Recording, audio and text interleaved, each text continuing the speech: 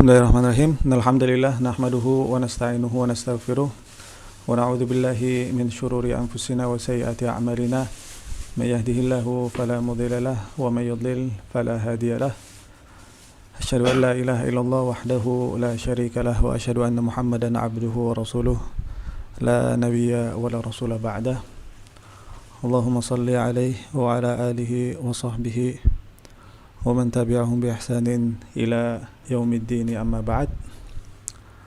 Ikhwah sekalian, pembahasan kita di kesempatan malam hari ini tentang kaitannya sih sama akidah, ya, tentang tauhid. Yang mau dibahas intinya di sini judulnya ihtiyatus syara' fi tauhidil uluhiyah. Langkah-langkah syariat dalam menjaga tauhid uluhiyah. Nah, supaya tauhidnya kita ini tetap terjaga, ada beberapa hal yang dilarang. Ternyata larangan-larangan itu bukan tanpa alasan, tapi tujuannya buat ngejaga tauhid kita aja sebenarnya. Karena kalau itu nggak dilarang, bisa jadi orang berbuat syirik. Makanya hal itu dilarang. Dan konsep kayak gini ini banyak banget di Islam, ya. Istilahnya sebutannya syaddu az-zari'ah. Menutup jalan yang bisa mengantarkan seseorang itu ke perbuatan yang buruk. Nah, kalau ini khusus di bab tauhid. Kan ada tuh syaddu dzari'ah yang lain. Ya misalkan orang, kenapa kita dilarang buat bersentuhan sama lawan jenis yang bukan mahram? Hukum. Tuh, apa hikmahnya? Menjaga kehormatan. Jaga hawa nafsu. Apa yang lebih tepatnya? Menjaga kehormatan.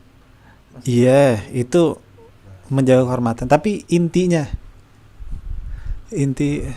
dari kenapa nggak boleh bersentuhan antara laki-laki sama perempuan? Gua kasih tahu itu termasuk syaddu dzari'ah, termasuk hal yang dilarang supaya nggak terjerumus ke hal yang lebih besar. Kenapa itu? Biar nggak berzina. Nah, itu intinya. Awalnya kan bersentuhan dulu. Betul. Kita dilarang bersentuhan sama yang bukan mahram karena itu pintu pertama. Ya sama lah kayak orang kita zaman dulu, orang tua kita zaman dulu ngelarang nggak boleh, kita dilarang rokok waktu zaman kita bandel. Jangan ngerokok, kamu awalnya ngerokok, nanti lama-lama kamu narkoba. Ya, benar. Kenapa dilarang? Ya karena itu nanti bakal berujung ke narkoba, kan gitu kan intinya. Nah, jadi pembahasannya tentang syaddu dzari'ah. Kalau tadi kan contohnya secara umum tuh, larangan yang tujuannya supaya kita nggak terjerumus ke dosa yang lebih besar. Nah, tapi kalau ini khusus di masalah tauhid, masalah akidah. Nah, tapi sebelum kita masuk ke situ, kita bahas sedikit dulu tentang tauhid. Terbagi menjadi 3. Ada tauhid apa aja? Rububiyah. Uluhiyah, rububiyah, asma wa sifat. Tauhid rububiyah artinya apa? Artinya tauhid rububiyah? Mengesahkan Allah. Mengesahkan Allah. Ya, semuanya tauhid mengesahkan Allah. Mengesahkan Allah dengan mengesahkan Allah dengan perbuatannya Allah. Perbuatannya Allah. Apa aja perbuatannya Allah? Yang menciptakan, kemudian memberikan rezeki, kemudian menurunkan hujan, ya semuanya itu semua perbuatan Allah. Cuman Allah yang yang menghidupkan, mematikan, memberikan manfaat, memberikan mudarat. Kita percaya yang bisa ngelakuin itu semua cuman Allah, yaitu namanya tauhid rububiyah, mengesahkan Allah dengan perbuatannya Allah. Dan tauhid ini yang diyakinin sama orang-orang Arab jahiliyah. Ya, sama orang-orang musyrikin, mereka sering bilang wallahi. Nama bapaknya Rasulullah siapa? Allah. Hambanya Allah. Padahal musyrik gitu. Keyakinan saat itu belum ada agama Islam yang dibawa sama Nabi Muhammad, ya. Nabi Muhammad aja baru lahir. Tapi kenal Allah ya karena mereka punya tauhid rububiyah. Mereka ngaku semuanya itu perbuatannya Allah yang menghidupkan, mematikan, mengatur jalannya alam semesta. Itu mereka tahu semua. Cuman mereka yang nggak punya tauhid uluhiyah. Tauhid uluhiyah apa? Mengesahkan Allah dengan mengamalkan syariatnya. Iya, betul. Kalau tadi tauhid rububiyah mengesahkan Allah dengan perbuatannya Allah, tapi kalau tauhid uluhiyah mengesahkan Allah dengan perbuatan kita yang kita lakuin, yaitu ibadah. Bedanya tauhid uluhiyah sama tauhid rububiyah, kalau tauhid uluhiyah itu nggak bikin orang itu otomatis jadi Islam. Tapi kalau orang yang percaya sama tauhid uluhiyah otomatis langsung Islam. Makanya orang-orang Arab jahiliyah meskipun mereka punya tauhid rububiyah, emang mereka muslim? Enggak. Bukan. Itu menandakan tauhid rububiyah nggak cukup tauhid rububiyah aja, tapi harus tauhid dengan tauhid uluhiyah juga. Kalau orang yang ngeyakinin tauhid uluhiyah, pasti dia ngeyakinin tauhid rububiyah. Ya. Tapi kalau dia cuma ngeyakinin tauhid rububiyah, belum tentu ngeyakinin tauhid uluhiyah, ya kayak yang terjadi sama orang-orang kafir Quraisy, Arab jahiliyah. Tauhid asma wa sifat itu adalah menetapkan nama-nama dan sifat Allah yang ada di Al-Qur'an, itu kita yakini, ya.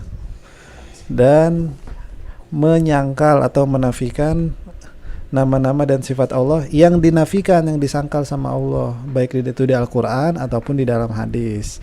Misalnya Allah menetapkan sifat as-sama', Allah maha mendengar, ya udah kita yakini Allah itu memiliki sifat maha mendengar dan memiliki nama as-sami', ya, Allah itu mendengar. Terus misalnya yang disangkal sama Allah di dalam Al-Qur'an, Allah bilang la ta'khudhuhu sinatun wala naum, Allah nggak ngantuk dan juga nggak tidur. Ya udah, kita juga tidak meyakini Allah itu ngantuk, kita tidak meyakini Allah itu tidur. Jadi kalau tauhid uluhiyah sama rububiyah itu mencakup tauhid asma wa sifat, tauhid asma wa sifat itu mencakup tauhid uluhiyah sama rububiyah. Kalau asma wa sifat mencakup rububiyah sama uluhiyah, kenapa ada sendiri lagi tuh asma wa sifat? Sebenarnya ada pendapat yang lain kalau tauhid itu dibaginya menjadi 2, bukan 3. Kalau yang bilang tauhid itu dibagi jadi 2, tauhid asma wa sifatnya masuk ke tauhid rububiyah. Rububiyah asma wa sifat jadi 1 sama uluhiyah. Itu yang pembagiannya jadi 2. Nah, yang ada di sini itu yang mau kita bahas itu ternyata di dalam syariat kita ada larangan-larangan yang dimana larangan itu jangan sampai kita lakuin, tujuannya supaya tauhid uluhiyah kita itu terjaga. Kalau ngelakuin hal ini ya bisa jadi tauhid uluhiyahnya batal karena dia ngelakuin hal ini. Tapi apa aja larangannya? Yang pertama, syariat melarang segala bentuk ucapan yang di dalamnya itu ada pengagungan kepada selain Allah. Ucapan itu. Ucapan. Kalau ini yang pertama ucapan doang, bukan perbuatan. Syariat melarang segala bentuk ucapan yang di dalamnya terkandung pengagungan tapi bukan ke Allah. Nah itu kan nggak boleh kan, kita kan cuma boleh ngagungin Allah doang nih. Nah tapi ada ucapan-ucapan yang mengandung makna mengagungkan kepada selain Allah. Contoh, orang yang lagi habis kena kecelakaan tapi dia selamat, dia bilang untung ada pohon tuh di situ. Kalau nggak ada pohon gue udah nggak tahu deh tuh, mungkin gue udah mati kali. Ucapan-ucapan yang sejenis ini itu termasuk yang dilarang. Atau ucapan misalnya orang udah sukses gitu, terus dia nginget jasa temennya yang dulu, untung ada dia tuh zaman dulu ngebantuin gue.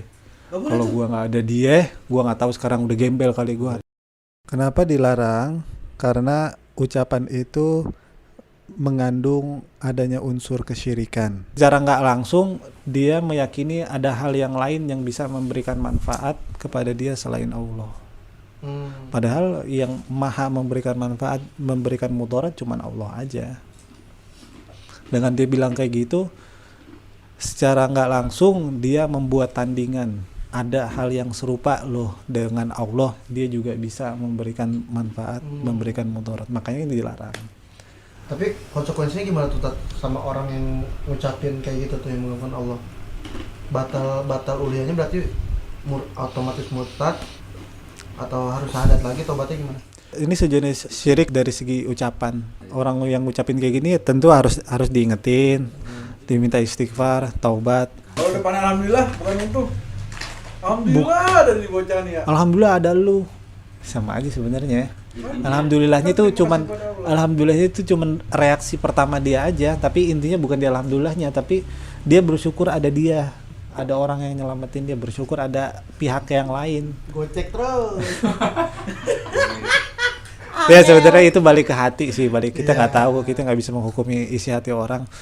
Tapi umumnya sih gitu.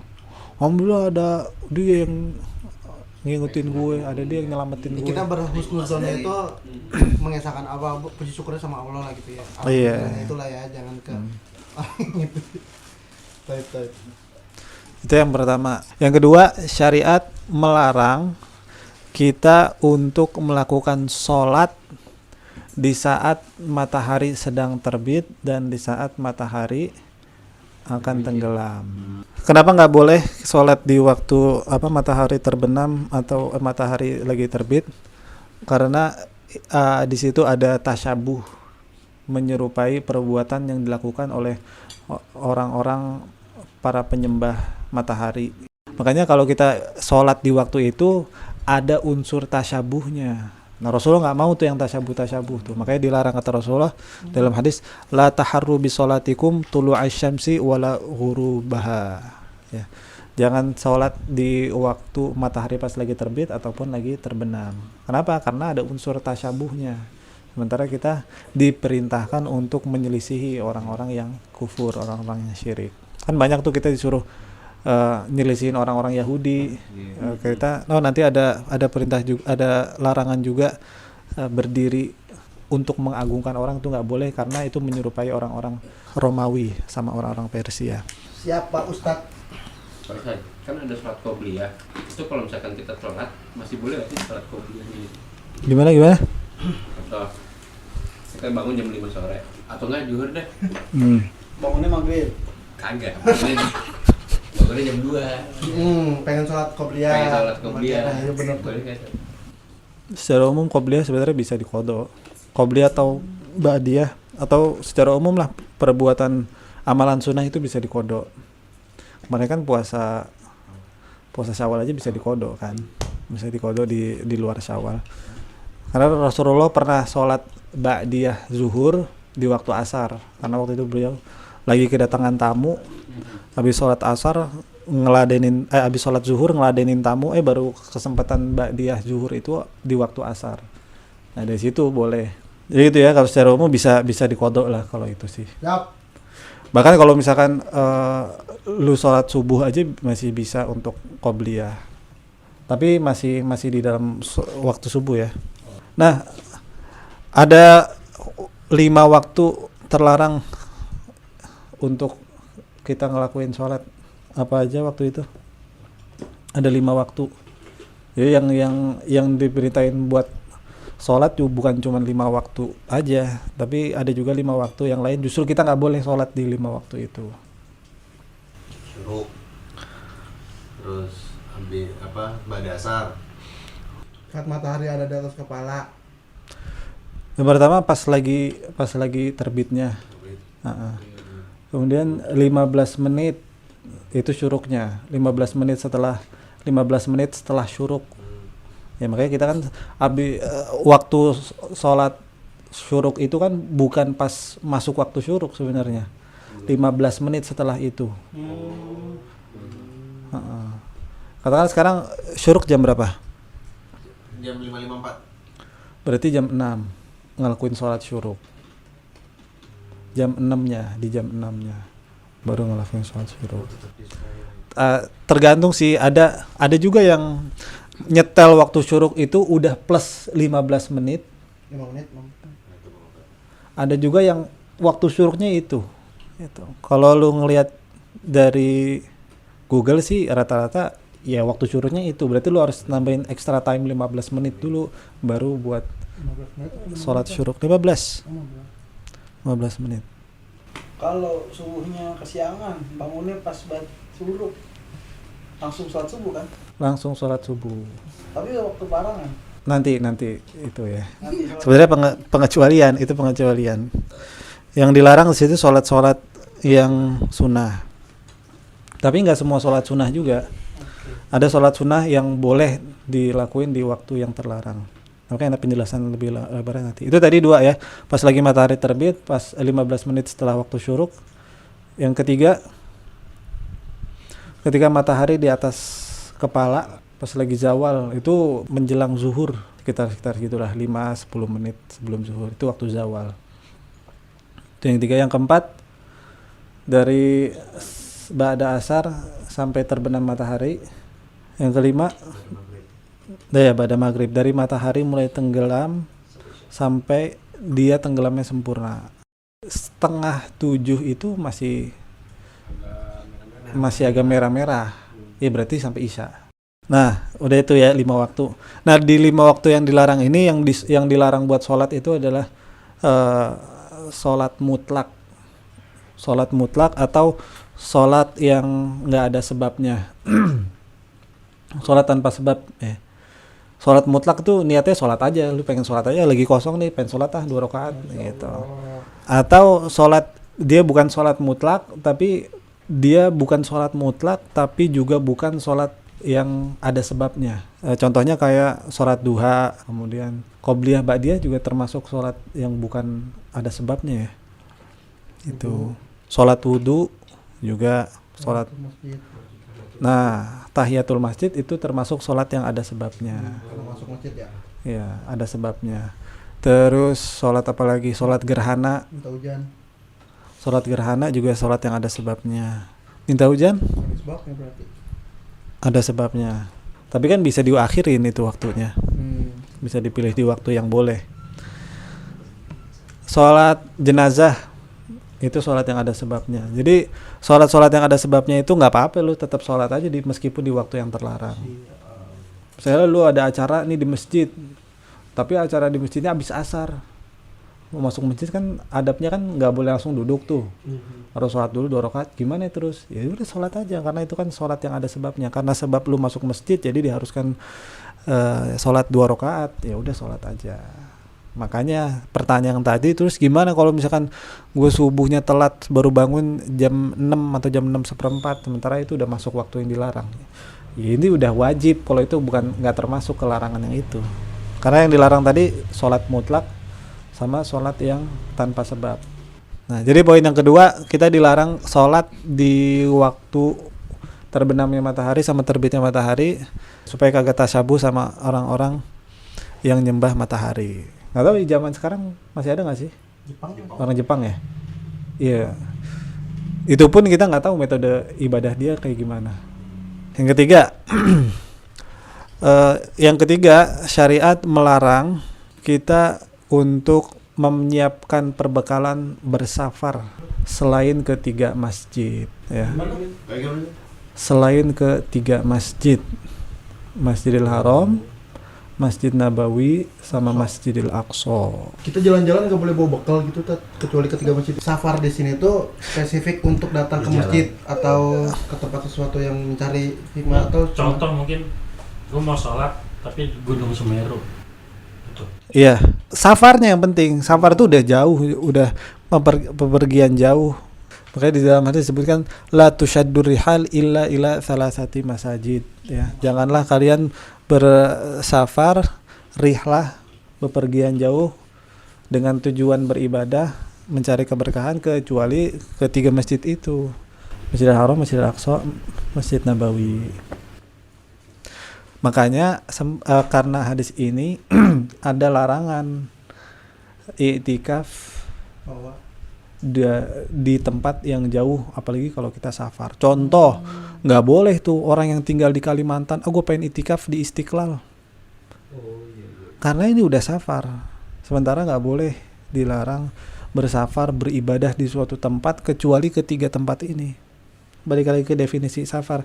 Ada yang bilang safar itu bukan pakai jarak tapi pakai definisi orang sekitar. Orang sekitar nganggep perjalanan dari Jakarta ke Attawun bepergian jauh atau bukan.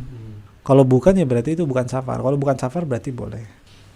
Kenapa dilarang hal kayak gini? nggak ribet, ngantuk.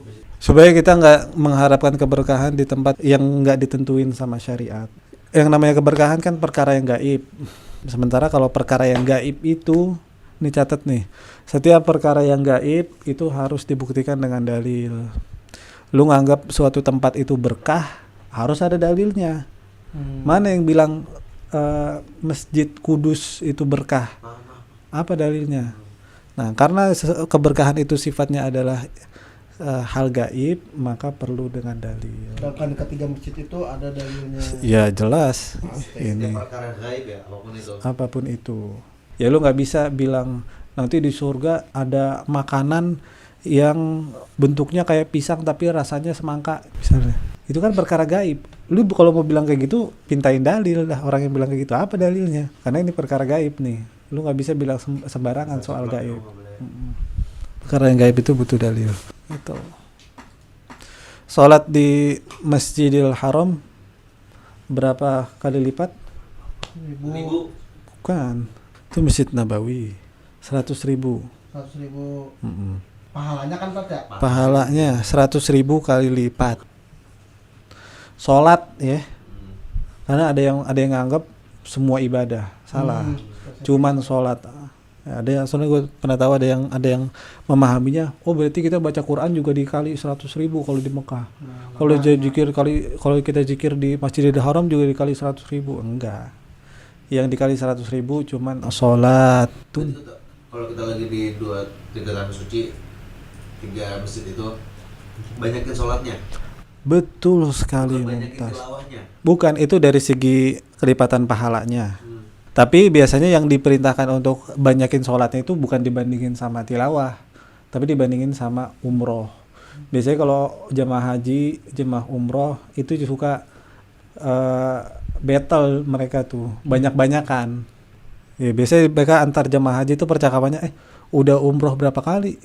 5 kali. Oh, saya 7 kali. Padahal yang diperintahin itu bukan memperbanyak umroh, memperbanyak sholat di situ. Sholat terus dengan 7 kali. Lagi pula juga umroh itu cuman berlaku untuk satu safar itu cuman sekali aja.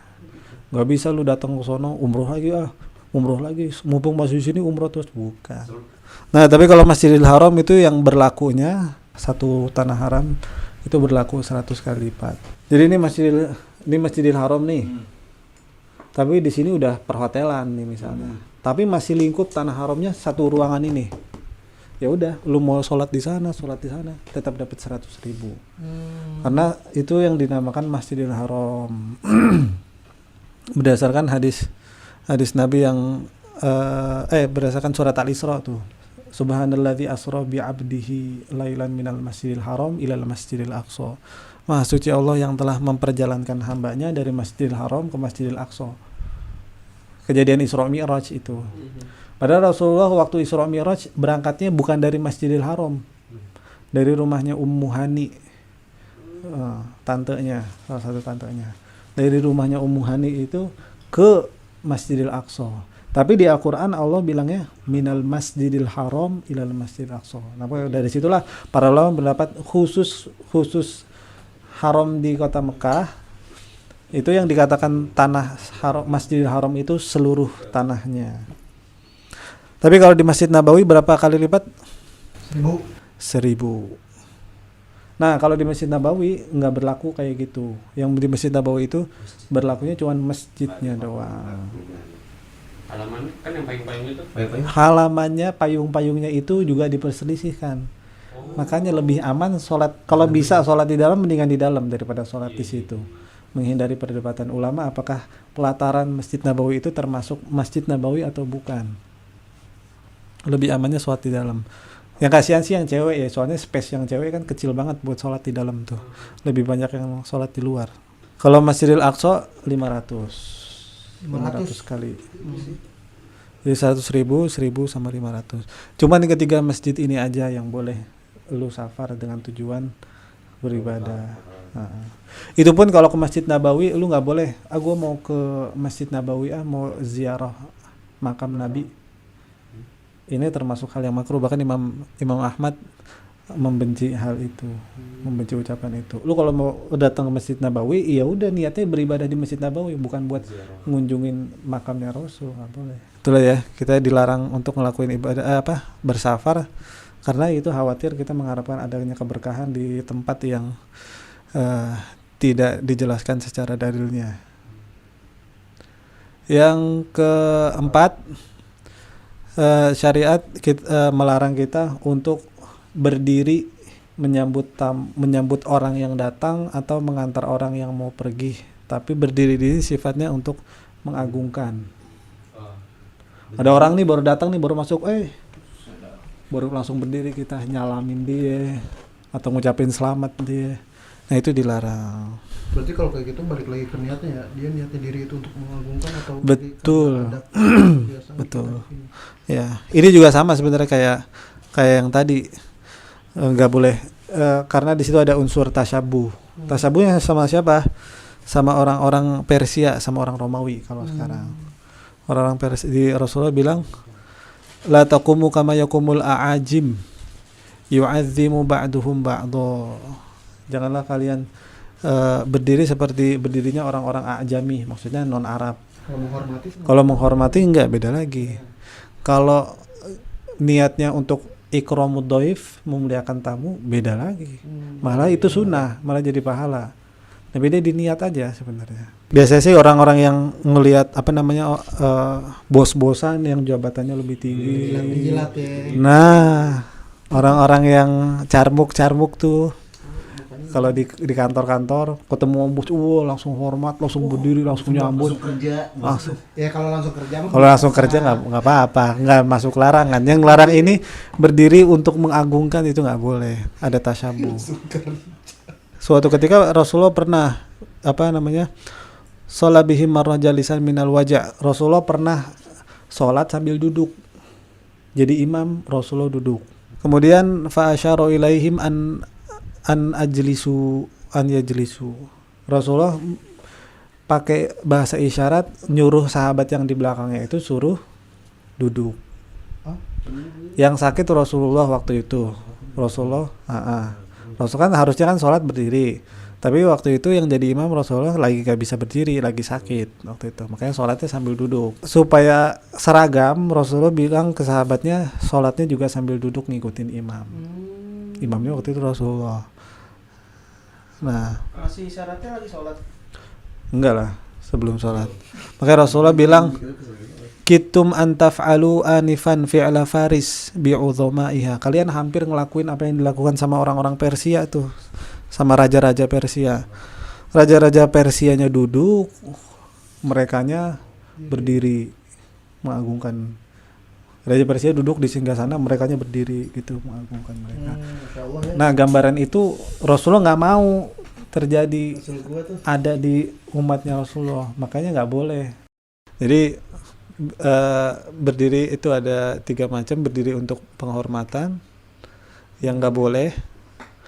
Yang kedua berdiri untuk sekedar menghormati, sebenarnya sama sih, hampir sama gambaran yang kedua. Nah, gambaran yang ketiga itu berdiri tujuannya untuk ikramud dhaif misalnya, atau memang memuliakan dia aja. Kalau dia orang tua yang usianya lebih tua, ya memang harusnya kita memuliakan orang yang lebih tua gitu. Kalau kita berdiri untuk itu, ya malah disunahkan, dianjurkan lah untuk dilakukan. Tapi intinya sih itu. Siap. Masya Allah. Yang kelima, kita dilarang untuk melakukan nazar di sebuah tempat yang pernah dilakukan kesyirikan, baik itu nyembah berhala ataupun perayaan-perayaan jahiliyah. Itu nggak boleh melakukan nazar di situ. Berdasarkan hadis di mana Nabi SAW pernah ditanya sama seorang sahabat, ya Rasulullah, ini nazar tu an anharo ibilan bibuana. Ya Rasulullah, saya nazar mau nyembelih onta di tempat yang namanya Buana. Ini nama tempatnya ya, Bibuana, tempatnya Buana. Terus Rasulullah nanya, hal kana fi hadzal makan sonamun min asnamil jahiliyati yu'bad? Di tempat itu ada nggak berhalanya orang-orang jahiliyah yang disembah? Terus sahabat itu bilang, la ya Rasulullah, nggak ada. Terus nanya lagi, hal kana fihi aidun min a'yadil jahiliyati yuqam? Ada nggak perayaan-perayaannya jahiliyah yang diadain di tempat itu, di Buana itu? Terus dia bilang, nggak ada Rasulullah. Terus Rasulullah bilang, fa'aufi binadharik, ya, fa innahu la wafa'a linadharin fi ma'siyatin. Ya udah, kalau gitu boleh penuhilah nazar kamu, karena nggak boleh bernazar yang ada unsur maksiatnya. Nah, ini juga sama, ini dilarang untuk menjaga tauhid uluhiyahnya seseorang. Ya, karena kalau misalkan, contohnya kalau sekarang kayak gimana? Lu misalnya nazar, ya Allah, kalau gue keterima kerja, gue pengen sholat duha di Candi Borobudur. Ngapain amat? Udah melakukan safar. Safar juga. Iya itu kena dua lagi, double. Triple mengunjungi tempat ibadah orang lain. Ya itu kan Candi Borobudur kan jelas kan tempat ibadah itu kan. Iya. Bahkan sampai sekarang turis-turis yang Buddha juga masih suka beribadah di situ. Nah itu juga boleh. Atau ada perayaan jahiliyah, ada apa contohnya apa? Oh pantai selatan deh, Parangtritis deh. Itu kan banyak adat-adat, acara-acara adat yang jahiliyah lah ibaratnya. Nah lu ngelakuin nazar yang berkaitan dengan tempat itu nggak boleh. Itu dilarang. Anjir paling puasa pak, gitu pak. Gua mau puasa makanya di pantai Parangtritis. Ribet amat. Nazar apa nazar definisinya? Nazar definisinya, nazar mewajibkan apa yang nggak wajib untuk kita sendiri ya namanya nazar. Ya. Nazar ada dua macam, ada nazar yang mutlak sama nazar yang mu'allaq. Nazar yang mutlak itu, yang mu'allaq itu yang ada syaratnya. Contohnya, ya Allah, kalau gua keterima kerja di tempat tertentu, di tempat fulan, gua mau sedekah 3 juta misalnya. Ini namanya mu'allaq, terkait. Nah, kalau nazar yang enggak itu boleh apa enggak? Nazar kayak gitu. Boleh. Secara umum karena ada larangannya, ada yang bilang enggak boleh, ada yang bilang makruh. Karena Ada syaratnya. iya, karena itu di hadis dibilang innama yustakhraju bihi minal bakhil. Itu enggak dilakukan kecuali sama orang yang pelit, nazar-nazar kayak gitu tuh. Gitu. Ada lagi nazar yang mutlak. Tapi berarti yang nazar mutlak enggak ada syaratnya. Ya Allah, aku bernazar mau sedekah 3 juta. Ya udah, enggak disyaratkan tertentu dia harus ngapain dulu baru ngelakuin. Ada orang nazar terus saya pengen 3 juta gitu. Ya udah pada dimongin dengan langsung dibayarin aja gitu sedekahnya. Ustaz kenapa harus dinazarin gitu? Kalau nazar sifatnya jadi wajib. Siapa Ustadz? Kalau baru niat aku pengen sedekah, bisa jadi, bisa jadi enggak. Kalau saya bernazar mau sedekah, itu sedekah. Misalnya dia bilang saya bernazar untuk sedekah 3 juta, itu udah jadi wajib. Kalau dia nggak ngeluarin uang itu, Dia ngomong gitu pas belum punya dong. nggak ada kaitannya. Iya, makanya. Itu nggak ada kaitannya. Itu kan makanya disebutnya nazarnya mutlak. Mau punya, mau enggak. Nazar mu'allaq dihindari enggak? Ada misalnya Nazar yang mu'allaq sebaliknya dihindari karena iya, karena tapi ada dalil juga yang lain yang menunjukkan bahwasanya nazar Allah memuji orang yang menunaikan nazarnya. Kuat banget perdebatan soal nazar itu, tapi pembagiannya sih kurang lebih seperti itu. Kemudian pembagian nazar yang lain, kalau nazarnya itu nazar yang dilakukan buat maksiat, nazar mu'allaq tapi maksiat, nazar mu'allaq tapi mubah, nazar mu'allaq tapi ibadah. Contoh nazar yang mu'allaq tapi ibadah itu wajib buat ditunaikan. Misalnya yang tadi, gue kalau keterima kerja di tempat fulan, sedekah 3 juta. Nah, sedekah itu perbuatan apa? Ibadah atau maksiat atau mubah. Nah, kalau ibadah berarti wajib dilaksanain. Nggak ada tapinya, wajib. Contohnya sekarang yang mubah. Gue nazar kalau gue keterima kerja di tempat fulan, gue mau berenang 2 jam. Gua mau botakin rambut. Ya deh, atau botakin rambut deh. Atau apapun yang sifatnya mubah. Wajib nggak berarti menunaikan nazarnya? Wajib. Enggak, karena berkaitannya dia dengan hal yang mubah. Sama kayak waktu itu ada anak bayi namanya Dinas Informatika dan Statistika. Nama anak bayi itu. Ternyata itu adalah nazar dari bapaknya kalau keterima kerja. Ini adalah hasil nazar bapaknya, yang mana nazarnya sebenarnya dalam hal yang mubah, nggak wajib. Nggak perlu dilakukan apa Nggak perlu. Kasihan anaknya. Buat ade Dinas Komunikasi Informatika Estetika, kalau dengar podcast ini bisa langsung ganti nama aja nanti ya, karena nazar bapaknya ini tuh berkaitan dengan hal yang mubah. Betul. Ya semoga umur 5 tahun, 6 tahun, 7 tahun kamu mendengar podcast ini dan segera ganti nama, nggak perlu tumpengan. Kalau nazar yang maksiat, Wah jelas lah. Gue pengen apa? Traktir bir. nah gua kalau keterima di kampus ini ngobam misalnya, mabok-mabokan, minum. Ini gimana? Apakah wajib dipenuhi nazarnya? Jelas nggak boleh ya. Karena Nabi SAW di dalam hadis disebutin man nadzara an yuti Allah falyuti'hu wa man nadzara an ya'si Allah fala ya'si ya. Siapa yang bernazar untuk mentaati Allah ya udah taati, penuhi nazarnya. Tapi kalau nazarnya mengandung maksiat nggak boleh ditunaikan. Siap Pak Ustadz. Yang terakhir, yang keenam, syariat melarang kita untuk meyakini adanya penyakit menular dan melakukan tatoyur. La adwa wala tiarah. Tatayur. Apa itu tatoyur? Jadi bala apa sih? Iya. Bencana, jadi bencana. Kalau ngelakuin ini ntar gue sial ntar ngelakuin jangan apa namanya, jangan angka 13 ntar sial, itu angka sial. Gue pakai baju tiap hari terbalik biar dapat rezeki. Nah, Pamali. Iya itu juga bisa. bukan pamali. Bukan pamali. Pamali itu disebutnya tatayur. Iya kan, Pamali? Iya, tapi pamali itu diantaranya termasuk jenis, tapi bukan definisinya. Pamali itu salah satu bentuk dari sekian banyak bentuk tatoyur. Bukan berarti tatoyur cuma pamali aja. Apa definisinya? Anggapan sial karena suatu pertanda adalah Iya, anggapan sial, ya. Anggapan sial karena sesuatu pertanda. suatu pertanda.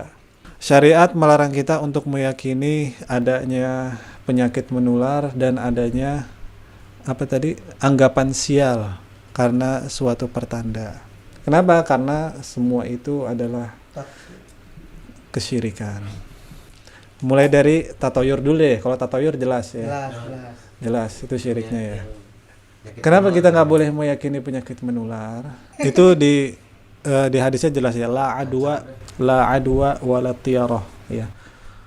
Tidak ada penyakit menular dan tidak ada tatoyur. Tidak ada yang namanya penyakit menular dan tidak boleh melakukan tatoyur, yaitu meyakini sebuah perbuatan buruk terjadi karena ada suatu pertanda.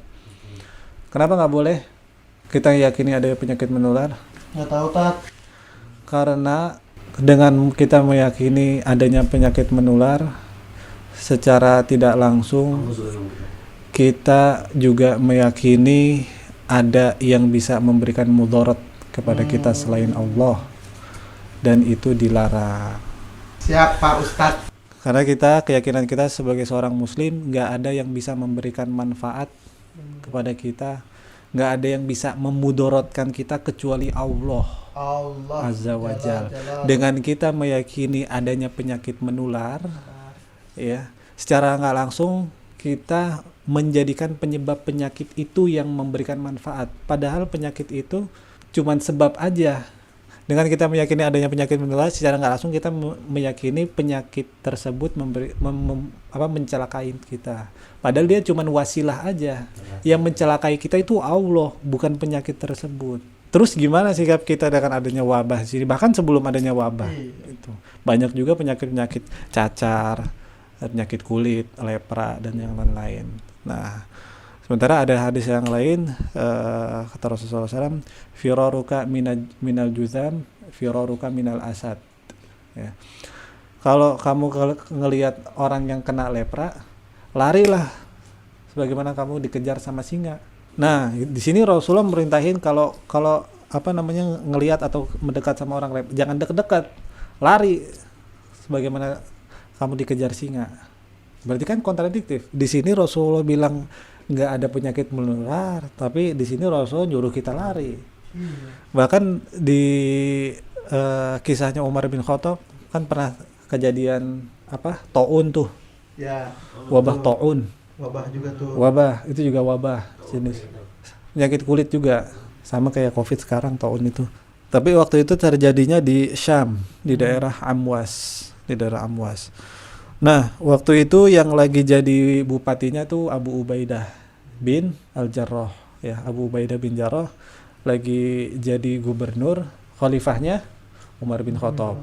Nah, karena Abu Ubaidah ini orang kesayangannya Umar bin Khattab, ya. Maka Rasulullah bilang setiap nabi itu punya orang amanah, dan orang amanahnya umat ini Abu Ubaidah bin Jarrah. Atau di dalam hadis yang lain dengan lafaz yang lain, wa amini Abu Ubaidah bin Jarrah. Orang yang paling amanah yaitu Abu Ubaidah bin Jarrah menurut Rasulullah. Ya, intinya banyaklah, Abu Ubaidah ini bukan orang sembarangan.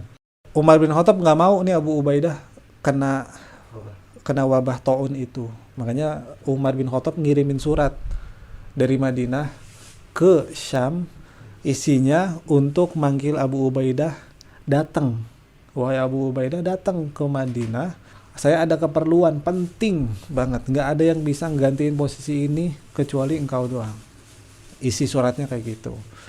Pas lagi baca surat itu, Abu Ubaidah langsung paham. Inti surat itu adalah Umar bin Khattab nggak mau terjadi apa-apa sama Abu Ubaidah. Makanya ditarik, suruh balik ke Madinah supaya nggak kena penyakit taun ini. Karena saking sayangnya Abu Ubaidah, Umar bin Khattab sama Abu Ubaidah. Terus Abu Ubaidah nulis surat balasan, intinya, wahai Umar, coba tolong halalkan perintahmu. Ya, saya nggak bisa, saya bersama pasukan kaum muslimin yang lain di sini, relakanlah saya, ibaratnya gitu. Karena kenapa minta dihalalin? Karena itu perintahnya pemimpin kan wajib ditaati selama bukan maksiat. Ya, sama kayak istri, permintaan suami harus diturutin. Nah, Abu Ubaidah dalam posisi nggak mau tidak taat sama waliul amr, makanya minta tolong dihalalin, tolong diperbolehkan, saya nggak nurut kali ini. Tolong diizinkan saya tidak mematuhi perintahmu karena demi kebaikan saya. Akhirnya Umar bin Khattab paham. Di hadis yang lain juga Umar bin Khattab pernah datang mau nyamperin ke Abu Ubaidah, udah mau masuk ke Syam, daerah Syam, ada Abu Ubaidah di situ. Umar sebelum masuk ke daerah Syam itu, nama daerahnya Sarogh. Nah, di daerah itu Umar musyawarah itu sama sahabat-sahabat yang lain. Gimana nih, kita masuk apa enggak? Umar bin Khattab musyawarah sama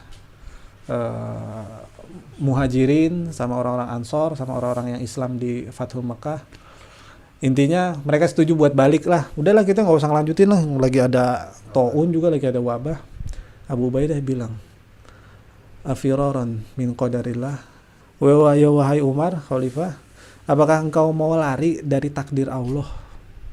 Ya kalau engkau masuk terus Allah nakdirin kamu kena, ya udah kan, itu memang udah takdir. Itu maksudnya gitu. Wahai Umar, apakah engkau mau lari dari takdir Allah? Terus apa kata Umar?